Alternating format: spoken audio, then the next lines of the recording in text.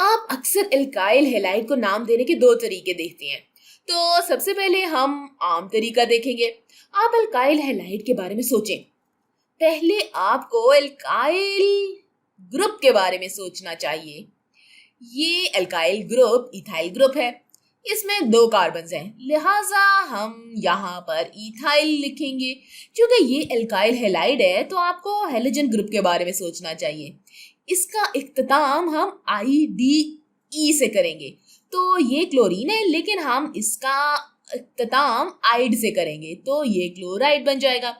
लिहाजा इस कंपाउंड का नाम इथाइल क्लोराइड होगा। अब इसी मॉलिक्यूल का IUPAC नॉमेनक्लेचर इस्तेमाल करते हुए नाम देते हैं। इस सूरत में इसको हेलो एल्केन के मुताबिक नाम देंगे। लिहाजा दो कार्बन एल्केन के लिए हम इथेन लिखेंगे और हेलोजन हमारे पास क्लोरीन है तो ये क्लोरोइथेन हो जाएगा। अगर मेरे पास क्लोरीन की जगह फ्लोरीन होता तो इसका नाम फ्लोरोइथेन लिखते। अगर ब्रोमीन होता तो ब्रोमोइथेन। अगर क्लोरीन की जगह आयोडीन होता तो फिर हम इसकी जगह आयोडोइथेन लिखते। चले अपना आम सिस्टम यानी कॉमन सिस्टम इस्तेमाल करते हुए इस कंपाउंड को नाम देते हैं। सोचे कि ये कौन सा एल्काइल ग्रुप है। हम पहले भी देख चुके हैं कि इस एल्काइल ग्रुप को आइसोप्रोपाइल कहते हैं। हम यहाँ आइसोप्रोपाइल लिखेंगे और दोबारा इसके साथ क्लोरीन जुड़ा हुआ है। लिहाजा कॉमन सिस्टम इस्तेमाल करते हुए इसका नाम आइसोप्रोपाइल क्लोराइड हो जाएगा। अब अगर IUPAC सिस्टम का इस्तेमाल करते हुए मैं इसको नाम दूं तो मैं अपनी लंबी कार्बन चेन देखूंगी। 1 2 3। मैं जानती हूँ कि ये तो हो गया प्रोपेन, लिहाजा हम यहाँ प्रोपेन लिख देंगे। और क्लोरीन कार्बन नंबर 2 के साथ जुड़ी हुई है तो ये 2 क्लोरोप्रोपेन हो जाएगा। अब देखते हैं कि एल्काइल हैलाइड्स की दर्जाबंदी कैसे कर सकते हैं। हमने इस कार्बन को देखना है जो हैलोजन से बराह रास्त जुड़ा हुआ है और फिर देखते हैं कि इस कार्बन के साथ कितने एल्काइल ग्रुप्स जुड़े हुए हैं। यहाँ पर सबसे पहली मिसाल में सिर्फ एक एल्काइल ग्रुप है जो कार्बन के साथ जुड़ा हुआ है तो हम इसको प्राइमरी कहेंगे। लिहाजा ethyl chloride primary alkyl halide की मिसाल है। अगर हम आइसोप्रोपाइल क्लोराइड को देखें तो ये वाली कार्बन हैलोजन के साथ बराह रास्त बॉन्डेड है और ये कार्बन दो एल्काइल ग्रुप्स के साथ जुड़ी हुई है। लिहाजा इसको हम सेकेंडरी एल्काइल हैलाइड कहेंगे। मैं यहाँ जल्दी से एक और मिसाल बनाती हूँ। तो अगर हम इस कंपाउंड को देखें तो इस कंपाउंड में कार्बन जो हमारे हैलोजन के साथ बॉन्डेड है वो 3 एल्काइल हैलाइड ग्रुप से, हैलाइड नहीं बल्कि 3 एल्काइल ग्रुप से जुड़ी हुई है। लिहाजा इसे हम टर्शरी एल्काइल हैलाइड कहते हैं और इस कंपाउंड का नाम टर्ड ब्यूटाइल क्लोराइड है। ये इसका कॉमन नेम है और ज्यादातर यही नाम आप देखते हैं। बड़े मॉलिक्यूल्स के लिए IUPAC सिस्टम इस्तेमाल करना ज्यादा आसान है।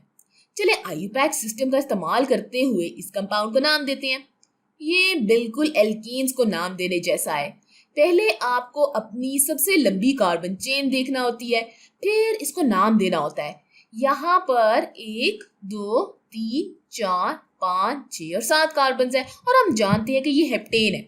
लिहाजा हम इधर हेप्टेन लिखेंगे। अब आगे सोचते हैं कि इस कार्बन चेन को नंबर कैसे देना है।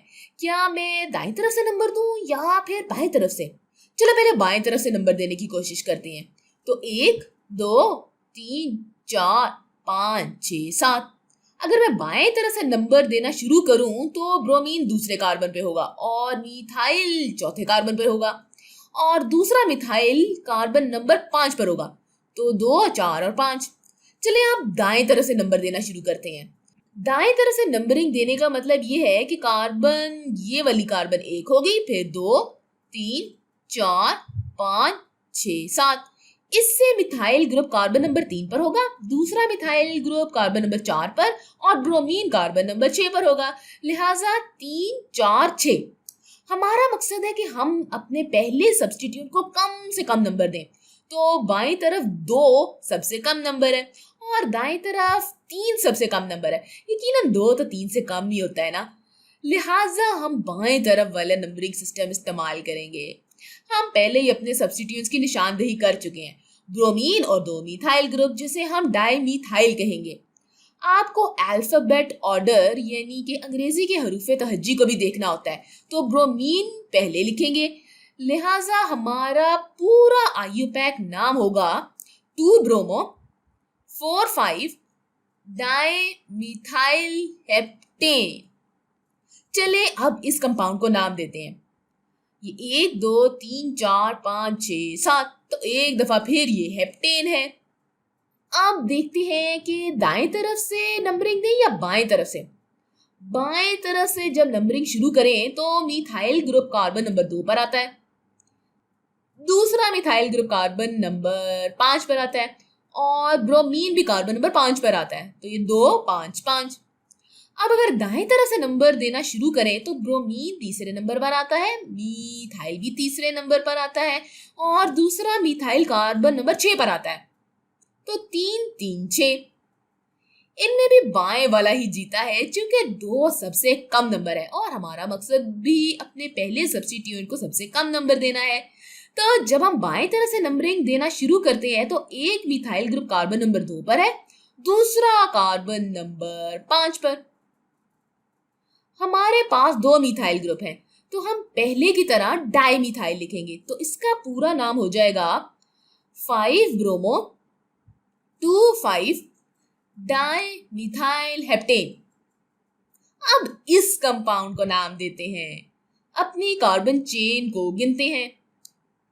1 2 3 4 5 कार्बन, तो ये पेंटेन है।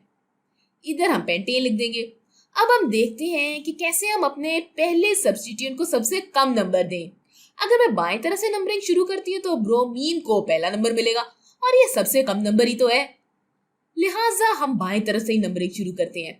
मिथाइल ग्रुप को चौथा और क्लोरीन को तीसरा नंबर मिलेगा। तो अगर मैं इनको अंग्रेजी के हरूफ तहज्जी में लिखूं तो पहले ब्रोमीन फिर क्लोरीन फिर मिथाइल लिखूंगी। तो इसका पूरा नाम हो जाएगा 1 ब्रोमो 3 क्लोरो 4 मिथाइल पेंटेन। चलिए अब इस कंपाउंड को देखते हैं। तो हमारे पास 1 2 3 4 5 6 कार्बन है और 6 कार्बन एल्कीन को हेक्सेन कहते हैं।